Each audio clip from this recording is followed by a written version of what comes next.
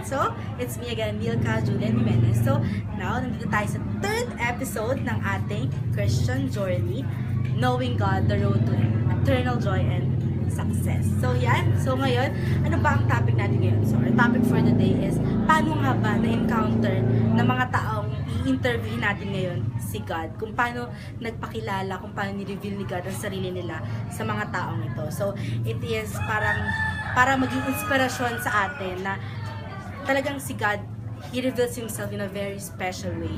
And talagang sobrang yung revelation ni God, ito yung isa sa mga paano ba to sabihin, mga amazing thing na nangyari sa buhay ng isang Kristiyano. Okay, so ngayon, ang ating interviewin, papasok tayo dito sa kanyang tahanan. So,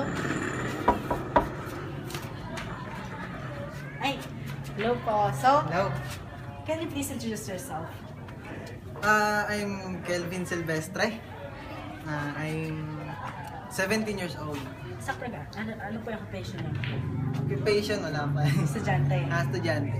From Baliwag Polytechnic College. Welcome po sa Christian Journey, ang aming talk show. So, yan, thank you para sa pagpapulak sa amin na ma-interview ka. Yan. So, ang question po namin is, paano mo na-encounter si God sa buhay mo? Masyadong mahirap na madali. Ayan, na-encounter ko si Lord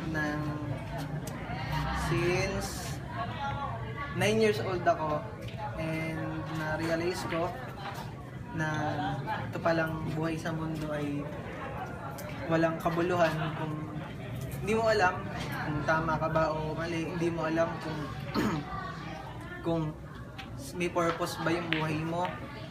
Simula nung sumama ko sa camping ng aming church, doon ko nakilala ang Panginoon, at yun naman ay nag-reveal naman sa akin sa aking buhay na totoo ang Diyos at ang Diyos ay buhay.